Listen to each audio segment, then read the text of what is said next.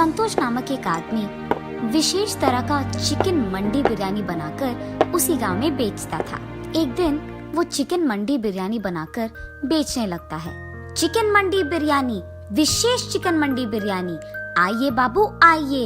ऐसा चिकन मंडी बिरयानी आपको और कहीं नहीं मिलेगा, इसीलिए जल्दी से आइए और खाइए।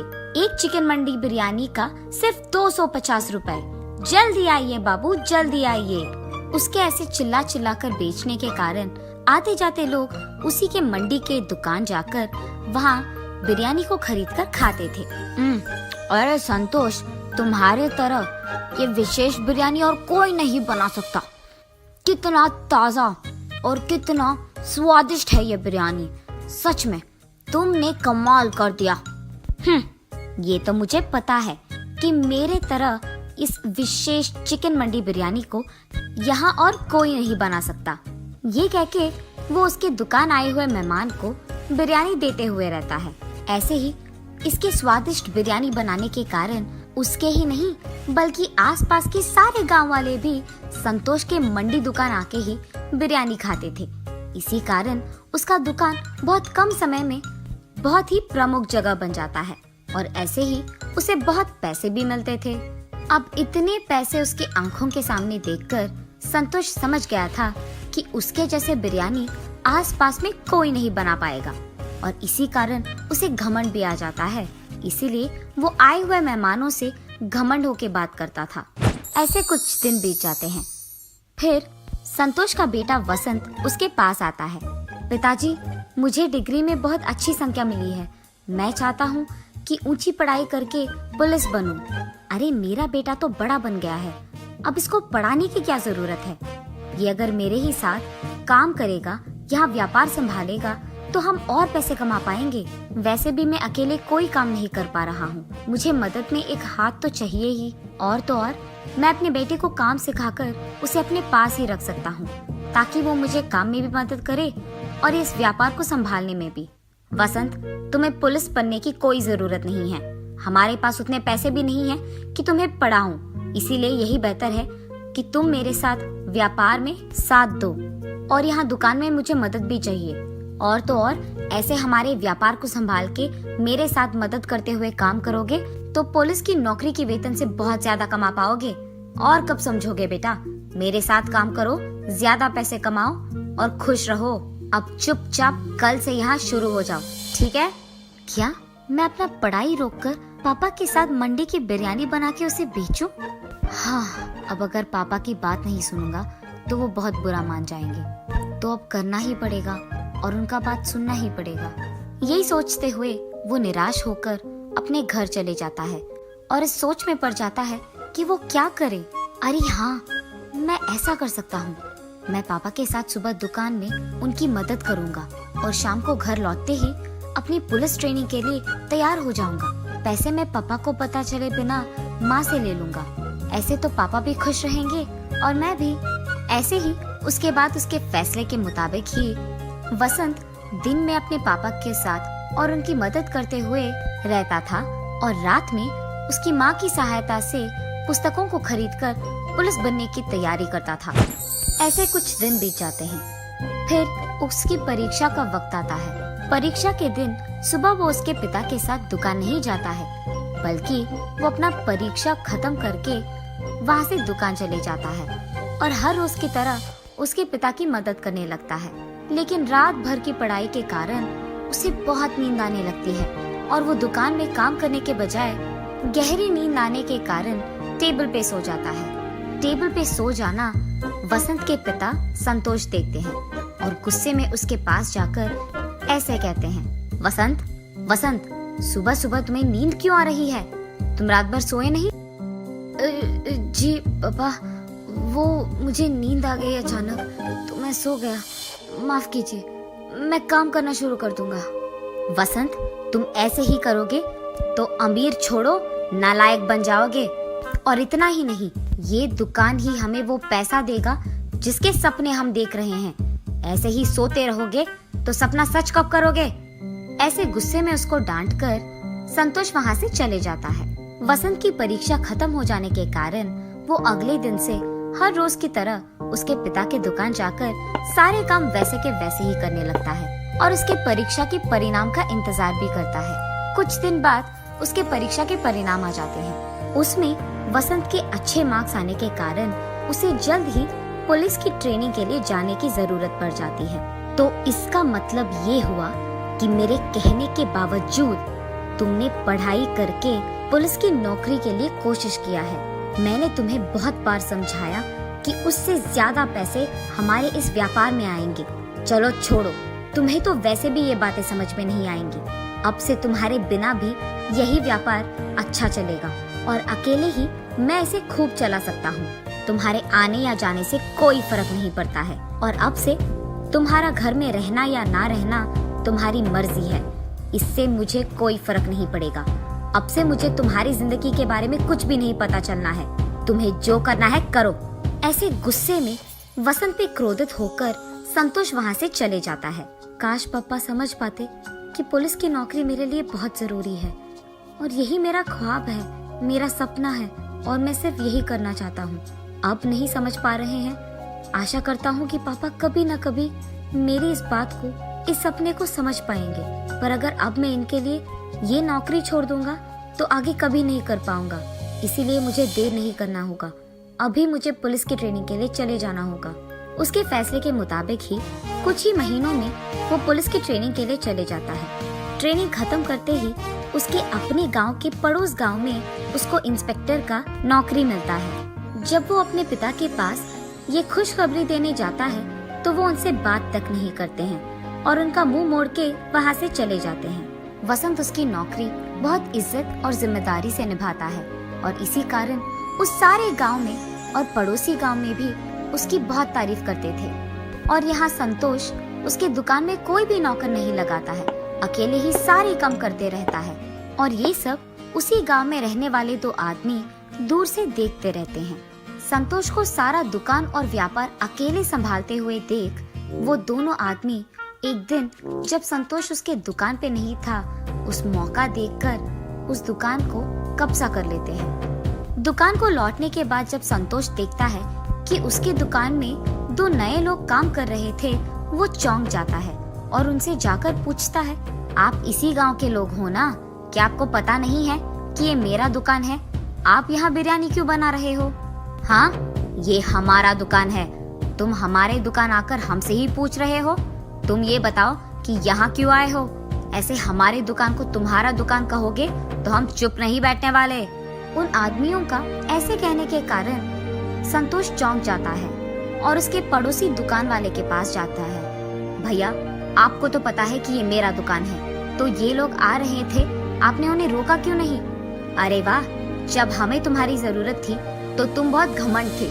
अब जब तुम्हें हमारी जरूरत आ गई तो हम क्यों तुम्हारी मदद करें? चलो जाओ यहाँ से। ये सुनकर वो बहुत निराश हो जाता है और उसी दुख में संतोष उसके घर चले जाता है और हर दिन यही सोचता है कि इस मुसीबत से वो बाहर कैसे आए। और ऐसे बहुत दिन बीत जाते हैं। कुछ दिन बाद संतोष को उसके पड़ोस गांव के दोस्त की याद आती है और उसके पास जाकर वो जो कुछ भी हुआ समझाता है। तब उसका दोस्त, अरे संतोष, इस बात के लिए इतना दुख? तुम चिंता मत करो, हमारे गांव का पुलिस अधिकारी जो है वो बहुत ही अच्छे इंसान है, सबकी मदद करते हैं। जब हमारे गांव वासी का बाइक खो गया था तब भी उस पुलिस इंस्पेक्टर ने हमारी बहुत मदद की थी और उस आदमी को उनका बाइक भी लौटा दिया। वो इतने अच्छे आदमी हैं, मुझे जरूर यकीन है कि वो तुम्हारा भी मदद करेंगे।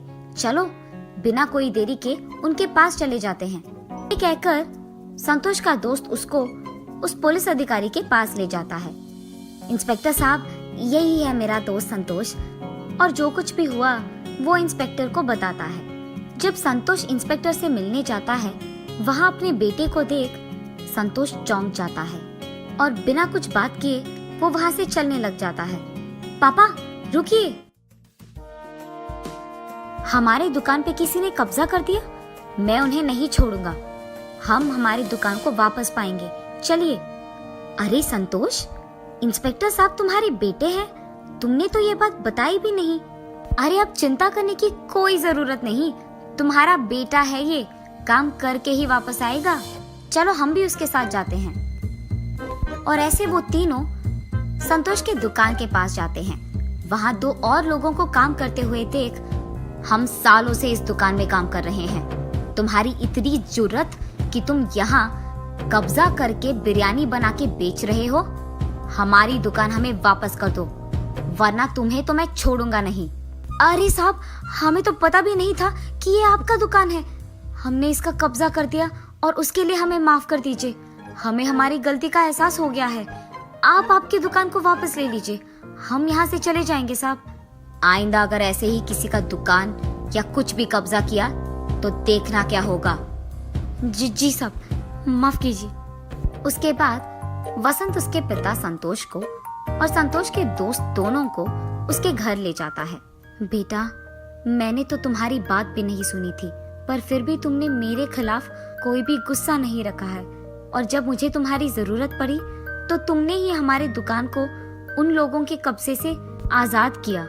अगर तुम पुलिस की नौकरी नहीं करते या पुलिस की पढ़ाई नहीं करते तो आज ऐसा नहीं होता।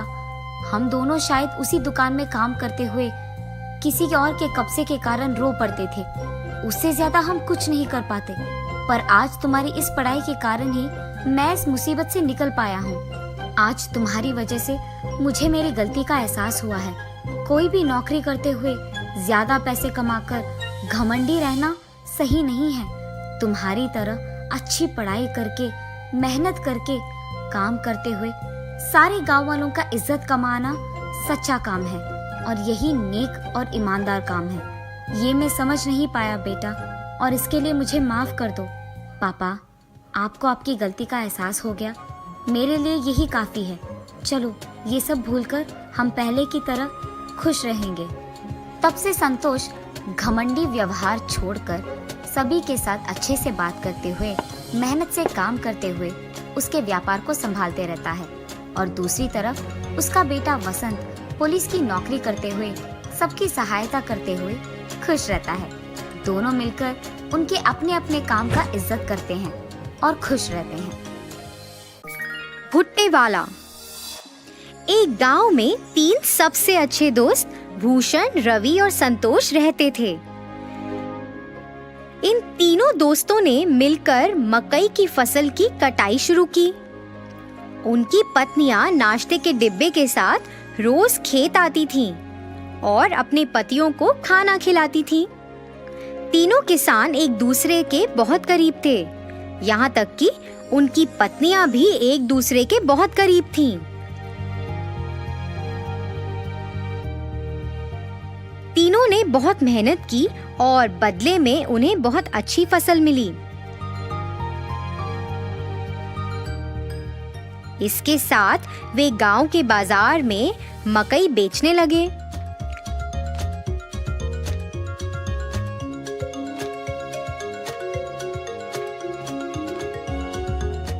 कुछ ही समय में स्वाद और मिठास के कारण सभी मकई भुट्टे बिक गए और दिन के अंत में उन्हें खूब कमाई हुई। उन्हें जो भी मुनाफा मिलता था वह उस पैसे को अपनी पत्नियों को भविष्य में उपयोग के लिए दे देते थे। उन 3 दोस्तों के लिए फसल काटना, खेत में देखभाल करना। तीनों किसान अपनी दिनचर्या में व्यस्त हो गए। उनकी पत्नियां अपने दैनिक घरेलू कामों को पूरा करती थीं और एक साथ एक जगह बैठकर फिर गपशप करती थीं। फिर एक दिन रवि और संतोष की पत्नी आपस में बैठकर बातें कर रहे थे। फिर भूषण की पत्नी अपने गले में एक बहुत लंबी सोने की माला पहनकर आश्चर्यजनक तरीके से उनके पास आई। अन्य 2 महिलाएं उस लंबी सोने की माला को देखकर आकर्षित हुईं और वो भी वैसी माला खरीदना चाहती थीं। यह जानने के बाद कि भूषण की पत्नी ने अपने पति की बचत से सोने की लंबी चेन खरीदी है, उन्होंने भी अपने पतियों की बचत से सोना और साड़ी खरीदे और फिर उन्होंने ऐसा करना शुरू कर दिया।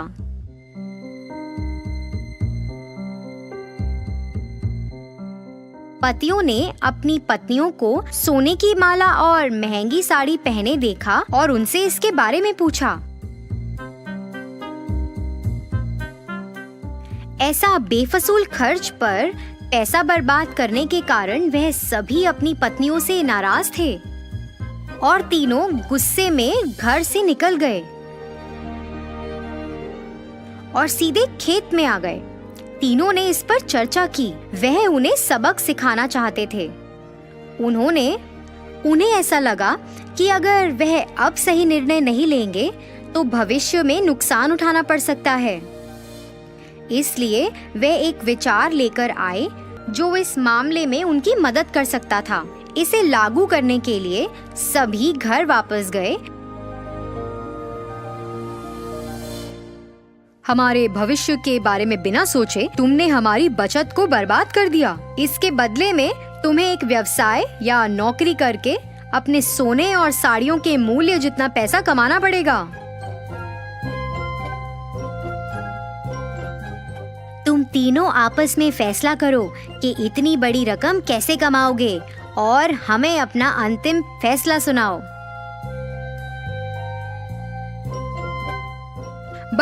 हमें बस ये बताएं कि आप तीनों कब शुरू करने जा रहे हैं। जल्दी निर्णय लो। आप महिलाओं के पास सिर्फ 30 दिन हैं।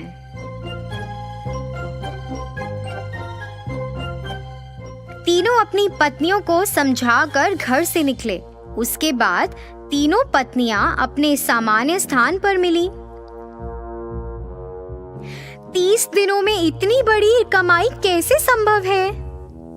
इतनी बड़ी रकम कमाने के लिए हमें ऐसा व्यवसाय शुरू करना होगा जो इस गांव में अभी तक नहीं है। यह क्या व्यवसाय हो सकता है? तीनों ने खूब चर्चा की।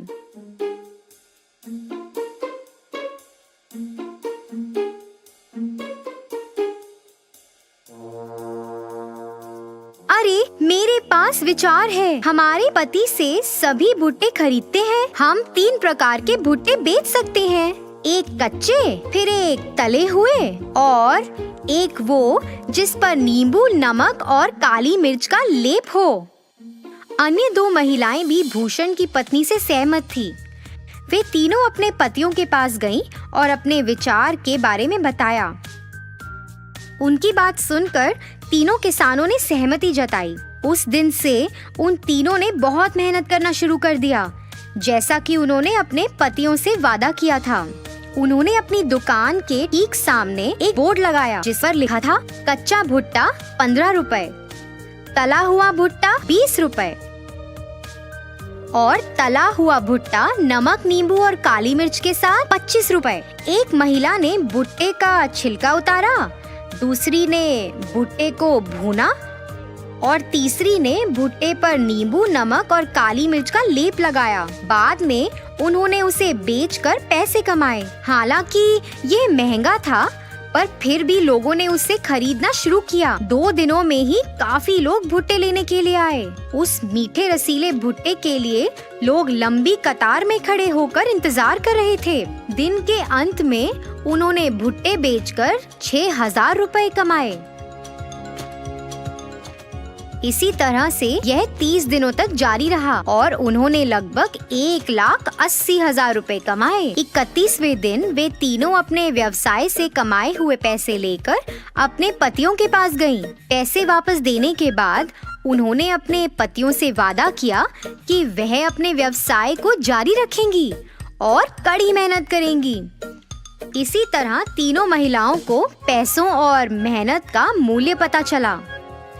उन्हें अपनी गलती का एहसास हुआ। उन्होंने पहले की गई गलती को कभी नहीं दोहराया। उन्होंने अपने पतियों के काम में हाथ भी बटाया। बहुत सारी कमाई के साथ वे नाम और प्रसिद्धि के साथ खुशी से रहते थे।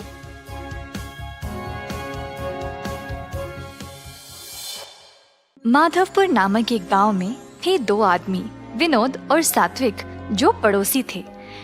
विनोद था बहुत आलसी और कोई काम नहीं करता था, पर सात्विक के पास बहुत गाय थे जिनका दूध बेचकर वह पैसे कमाया करता था। इसी दौरान दूध का धंधा काफी बढ़ रहा था, तो सात्विक ने सोचा कि अब वह पड़ोसी गांव में भी दूध बेचना शुरू करेगा।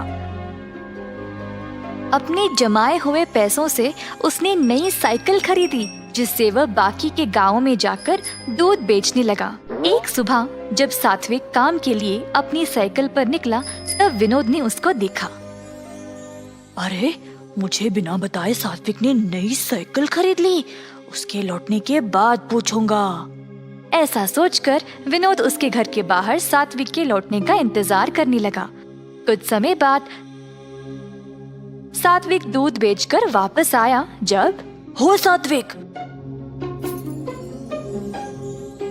तुमने नई साइकिल खरीद ली?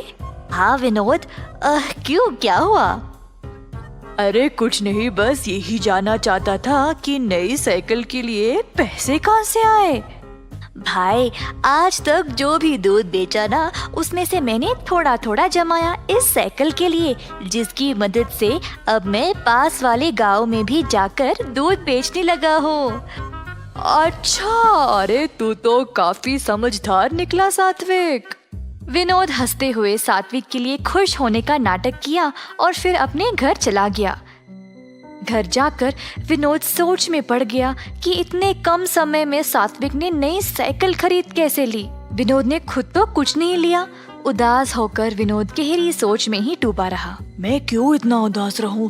अगर मैं भी सात्विक की तरह कुछ काम करूं तो पैसे जमा कर मैं भी अपनी मनपसंद चीजें खरीद सकता हूं। पर मैं करूं क्या? अरे हाँ, मुझे तो जलेबी बनाना बहुत अच्छी तरह से आता है। हाँ, मैं एक जलेबी की दुकान शुरू करूंगा। फिर अगले दिन विनोद ने अपनी एक छोटी सी दुकान खोल ली और गरम गरम जलेबी बेचने लगा।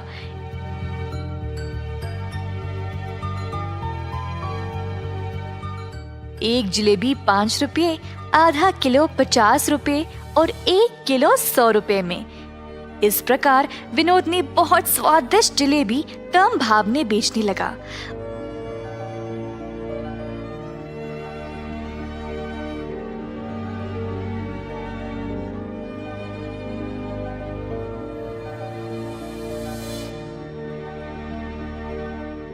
उसके गर्मा गर्म जलेबियों की सुगंध गांव के कोने कोने तक पहुंच गई। गांव के सारे लोग विनोद की दुकान पर आने लगे मजेदार जलेबियों का स्वाद लेने के लिए।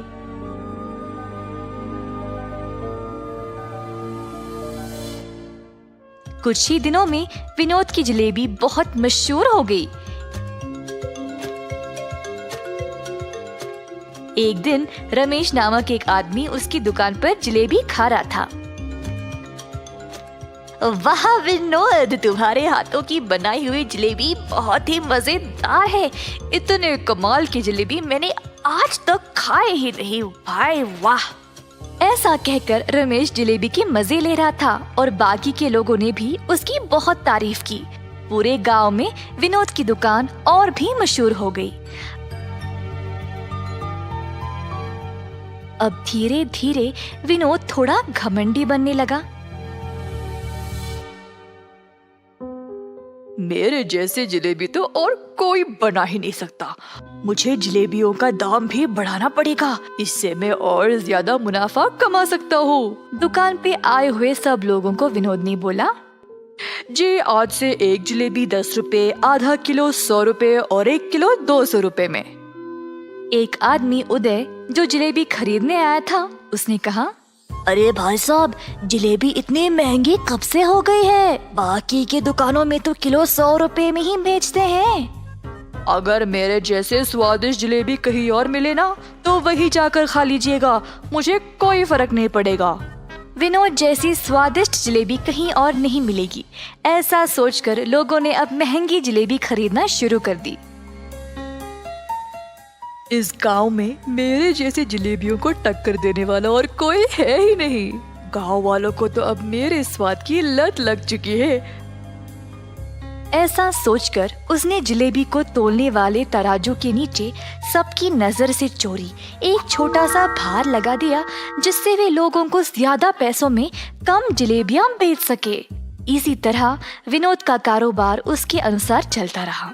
एक दिन गांव के जमींदार को विनोद की जलेबियों के बारे में पता चला, तो उन्होंने अपने नौकरों को उसके पास 1 किलो जलेबी लाने के लिए भेजा।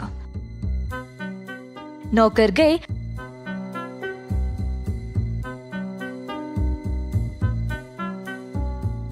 और विनोद के यहाँ से 1 किलो जलेबी ले आए और जामींदार जी को दे दिया। जामींदार जी ने देखा कि जलेबियाँ तो 1 किलो से कम है। मैंने तो 1 किलो मंगवाया था, ये तो उससे कम है। मेरे आदेश का पालन क्यों नहीं किया? कहा जामींदार जी ने गुस्से से। साहब जी, हमने तो दुकानदार को 1 किलो ही देने को बोला था और फिर उसने इतना ही दिया। हमारी कोई गलती नहीं है प्रभु। चलो हम इस जलेबी वाले के पास जाकर देखते हैं कि वह असल में कर क्या रहा है। दुकान के पास पहुंचने ही वाले थे जब जामींदार जी ने एक भिखारी को उस जलेबी की दुकान की ओर जाते हुए देखा तो वह रुक गए और अपने नौकरों को भी रोक दिया। जामींदार जी देखना चाहते थे कि दुकानदार उस भिखारी को किस तरह जलेबी बेचेगा। जामींदार और उनके नौकर पास वाली दुकान के पास खड़े होकर नजारा देखने लगे। एक जलेबी कितने की है भाई साहब? एक जलेबी 10 रुपए। भिखारी के पास थे सिर्फ 2 रुपए, तो उसने वो निकाला और बोला, बस एक जलेबी दे दो। विनोद ने कहा, 10 रुपए की एक जलेबी है, 2 रुपए में नहीं मिलेगी। ये सुनकर भिखारी वहाँ से जाने ही वाला था जब विनोद ने उससे रोककर कहा, हो, तूने यहाँ पर खड़े होकर मेरी जलेबियों का सुगंध लिया है, उसके लिए वो 2 रुपये। हे भगवान, मेरे पास तो ये 2 रुपये ही है और तुम ये भी इतनी बेरहमी से मांग रहे हो। मैं नहीं दूंगा। इसी दौरान जामींदार जी वहाँ पर पहुँचे और अपने पास रखे हुए पैसों का थैला भिखारी को दिया और कहा, तुम्हारे 2 रुपये के बदले में इस दुकानदार को तुम ये पैसे का थैला दे दो। अरे आप तो बड़े लोग हो साहब, आपको तो न्याय करना चाहिए। अगर आप इस दुकानदार को पैसे दे दोगे तो कैसे? मेरी बात मानो और दुकानदार को ये पैसे दे दो। भिखारी ने माना और पैसे विनोद को देने गया जब जामींदार ने कहा, 1 मिनट रुको, इस थैले को पहले जोर से हिलाओ। भिखारी ने थैले को जोर से हिलाया तो थैले में से सिक्के छन छन करने लगे। पैसों की आवाज सुनाई दी क्या विनोद? सुनाई दी साहब। अगर ये बात है तो फिर भिखारी ने अपना भुगतान दे दिया है। क्या साहब, पैसे तो इसने दिए नहीं और आप बोल रहे हो कि दे दिए? पैसे की आवाज तुमने सुन ली ना, बिल्कुल उसी तरह जिस तरह भिखारी ने तुम्हारी जलेबियों की सुगंध सूंघ ली थी। तुम्हें तुम्हारी जलेबियों की सुगंध के पैसे इस थैले के पैसों की आवाज से ही मिल गई। तुरंत विनोद को अपनी गलती का एहसास हुआ और उसने जामींदार जी से माफी मांगी। तुमने केवल यही गलती नहीं की, तुम्हारे जलेबियों का मूल्य बाकी की दुकानों से बहुत ही ज्यादा है और उसके ऊपर गलत तरीके से तोलकर तुम ज्यादा पैसों में कम जलेबियां बेचते हो। साहब जी, बस एक बार के लिए मेरी गलती को माफ कर दो। मैं ऐसी गलती दोबारा कभी नहीं करूँगा। तुमने आज तक बहुत गलतियाँ की है। तुम्हें तो इस गरीब को एक जलेबी भी देने का मन नहीं किया। अब मैं तुम्हें ये आदेश देता हूँ कि अभी इसी वक्त अपनी इस जलेबी की दुकान को बंद करो। ये बात सुनकर विनोद बहुत डर गया और उदास हो गया। जामींदार जी से गिड़गिड़ाकर माफी मांगता रहा जब उसी रास्ते सात्विक आया। विनोद की परिस्थिति देखकर सात्विक उसकी दुकान पर आया और बोला, जामींदार साहब, मैं आपसे विनती करता हूँ, कृपया आप विनोद को इस बार माफ कर दे। सात्विक के अच्छे स्वभाव के बारे में जानते हुए इस बार तो सात्विक की बात सुनकर उसके अच्छे बर्ताव को ध्यान में रखते हुए मैं तुम्हें माफ कर देता हूँ विनोद। कम से कम अब से पूरा मन लगाकर मेहनत से और ईमानदारी से अपना काम करो। ऐसा कहते हुए जामींदार जी वहाँ से चले गए।